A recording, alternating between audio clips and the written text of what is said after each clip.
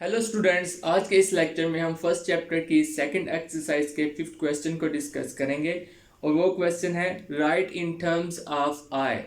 We can also say it write in terms of iota or write in terms of unit imaginary number.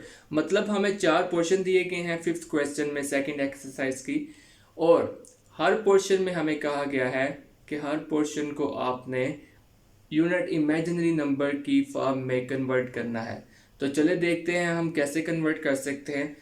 तो सबसे पहले जो question हमें दिया गया है वो है square root of -1 into B. तो इस क्वेश्चन को हमने आई की फॉर्म में कन्वर्ट करना है।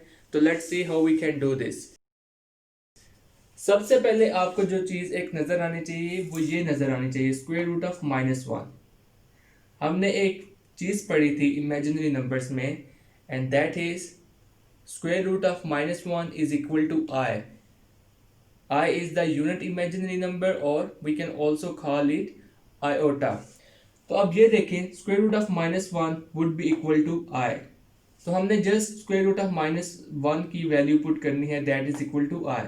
तो हमारे पास जो ये एक्सप्रेशन है रूट -1 इंटू बी बन जाएगा आई बी। आई कहाँ से आया? Root -1 is equal to I. So final answer of this question root -1 into b is equal to IB. तो यही हमारा टास्क था कि हर पोर्शन को फिफ्थ क्वेश्चन के आई की फॉर्म में कन्वर्ट करना है। तो हमने ये कन्वर्ट कर दिया, ये हमारे पास फाइनल आंसर है। I think it's very easy, और आपको पूरी बुक में इस क्वेश्चन से ज़्यादा इजी कोई क्वेश्चन नहीं मिलेगा। अब हमारे पास जो सेकंड क्वेश्चन है जिसको वो कह रहा है कि उसको कन्वर्ट करो आई की फॉर्म में, वो है स्क्वायर रूट ऑफ -5। अब हमने इसे कन्वर्ट करना है, तो लेट डिस्कस दिस। अब हमारे पास है स्क्वायर रूट ऑफ -5, मतलब स्क्वायर रूट के अंदर हमारे पास जो वैल्यू है वो है -5। तो क्या हम इसे कह सकते हैं -5 is equal to the product of -1 and 5?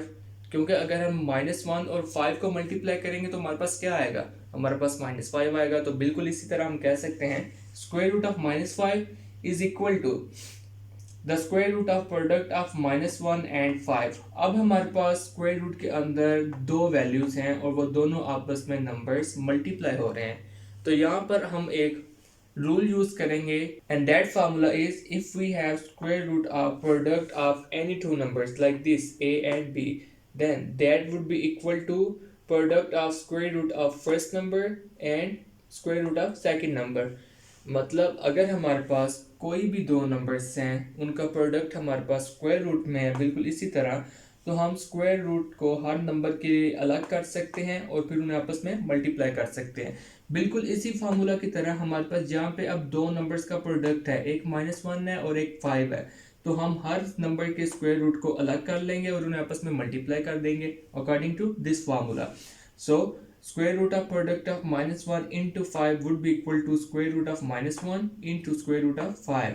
अब ये दोनों एक्सप्रेशंस आपस में इक्वल हैं। अब हमारे पास दो है स्क्वायर रूट, एक है स्क्वायर रूट ऑफ -1, एक है square root of 5। Square root of -1 को देखते ही हमें पता चल जाना चाहिए कि यहाँ पे हम i को पुट करेंगे, क्योंकि i होता है हमेशा स्क्वायर रूट ऑफ -1 के equal. So just put i in place of square root of -1 and we will have product of root 5 and i। और यही हमारा टास्क था कि इस नंबर को आई की फॉर्म में कन्वर्ट करना है, और वो हमने कर दिया है।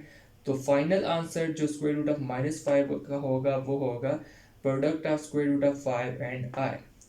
So this is the final answer and it is also very easy. अब हम जो क्वेश्चन करेंगे वो है third question of fifth portion, and that is square root of -16/25। मतलब अब हमारे पास स्क्वायर रूट के अंदर फ्रैक्शन है और उसे हमने आई की फॉर्म में कन्वर्ट करना है। तो let's see how we can do this. बिल्कुल सेकंड क्वेश्चन की तरह जिसमें हमारे पास था स्क्वायर रूट ऑफ -5, इसमें हमारे पास है स्क्वायर रूट ऑफ -16/25। मतलब उसमें हमारे पास एक नंबर था, इसमें हमारे पास फ्रैक्शन है, लेकिन उसमें भी हमारे पास एक नेगेटिव नंबर था, इसमें भी हमारे पास एक नेगेटिव फ्रैक्शन है। तो हम कह सकते हैं कि -16/25 is equal to the product of -1 and 16/25, क्योंकि अगर हम 16/25 को -1 से मल्टीप्लाई करें तो नंबर हमारे पास सेम रहेगा, लेकिन उसका साइन चेंज हो जाएगा और साइन चेंज होकर नेगेटिव हो जाएगा। तो बिल्कुल इसी तरह स्क्वायर रूट ऑफ -16/25 को हम कन्वर्ट कर देंगे square root of product of -1 and 16/25, क्योंकि ये दोनों एक्सप्रेशन आपस में इक्वल है। अब हम फार्मूला यूज करेंगे प्रोडक्ट वाला जो हमने यूज किया था सेकंड क्वेश्चन में भी। अगर हमारे पास किसी भी दो नंबर के प्रोडक्ट्स का स्क्वायर रूट है तो हम हर नंबर के स्क्वायर रूट को अलग कर देंगे और उन्हें आपस में मल्टीप्लाई कर देंगे, बिल्कुल इस फार्मूला की तरह। अब हमारे पास यहाँ पे दो नंबर्स का स्क्वायर रूट है, मतलब दो नंबर्स के प्रोडक्ट का स्क्वायर रूट है, एक है -1 और एक है 16/25, और वो दोनों आपस में मल्टीप्लाई हो रहे हैं। तो हर नंबर के स्क्वायर रूट को हम अलग कर देंगे और उनके स्क्वायर रूट्स को आपस में मल्टीप्लाई कर देंगे। तो एक स्क्वायर रूट हमारे पास होगा स्क्वायर रूट ऑफ -1 और एक स्क्वायर रूट हमारे पास होगा square root of quotient of 16/25। Quotient mean these two numbers are dividing. अब आप यहाँ पर एक देखें बात कि ये हमारे पास है रूट -1, और इसे देखते ही हमें पता चल जाना चाहिए कि रूट -1 हमेशा i के इक्वल होता है। तो हमें जस्ट पुट करना है i in place of root -1। So here we will write i। लेकिन हमारे पास एक फ्रैक्शन बची है, वो है स्क्वायर रूट ऑफ 16/25। तो इसको हमने फर्दर सिंप्लीफाई करना है, और वो हम कैसे कर सकते हैं? बिल्कुल हम कर सकते हैं। इस फ्रैक्शन को जो स्क्वायर रूट के अंदर है सिंप्लीफाई करने के लिए भी हमें एक फार्मूला देखना पड़ेगा, और वो ये फार्मूला है कि अगर हमारे पास किसी भी कोशेंट का, किसी भी दो नंबर की डिवीजन का स्क्वायर रूट है, तो हम हर नंबर के स्क्वायर रूट को अलग करके उन्हें डिवाइड कर सकते हैं। ये दोनों एक्सप्रेशन इक्वल होंगे। Means if we have the square root of quotient of a and b, then that would be equal to square root of a divided by square root of b। तो बिल्कुल इस formula की तरह हमारे पास यहाँ पे जो फ्रैक्शन है वो है 16/25। तो हम 16 के स्क्वायर रूट को अलग कर लेंगे, 25 के स्क्वायर रूट को अलग कर लेंगे और आपस में दोनों को डिवाइड कर देंगे। So square root of 16/25 would be equal to square root of 16 by square root of 25 according to this formula. अब यहाँ पर आपको एक बात समझने की जरूरत है, और वो ये है, look at root 16।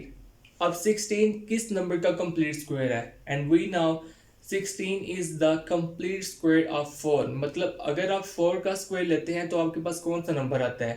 4 square is equal to 16। तो हम कह सकते हैं कि root 16 is equal to root 4 square, बिल्कुल कह सकते हैं। अब यहाँ पर आप देखें कि स्क्वायर और स्क्वायर रूट हमारे पास इकट्ठे हैं, हम कैंसिल कर देंगे स्क्वायर को स्क्वायर रूट के साथ, because we can cancel square with square root. जिस तरह हम -3 और +3 को कैंसिल कर सकते हैं, इसी तरह हम स्क्वायर और स्क्वायर रूट को भी कैंसिल कर सकते हैं। So after cancellation we will have 4 and the final answer of root 16 would be 4। तो हम रूट 16 की जगह 4 को पुट कर देंगे। और अब हम देखें रूट 25। 25 किस नंबर का कंप्लीट स्क्वायर है? 25 is the complete square of 5। अगर आप 5 का स्क्वायर लेते हैं तो आपके पास हमेशा 25 आता है। तो हम कह सकते हैं कि root 25 is equal to root 5 square, बिल्कुल कह सकते हैं। अब यहाँ पर भी हम स्क्वायर को स्क्वायर रूट से कैंसिल कर देंगे और हमारे पास जो फाइनल आंसर आएगा वो 5 होगा। तो root 25 is equal to 5। So just put the value of root 25 here. अब हमारे पास जो एक्सप्रेशन है वो है प्रोडक्ट ऑफ i एंड 4/5।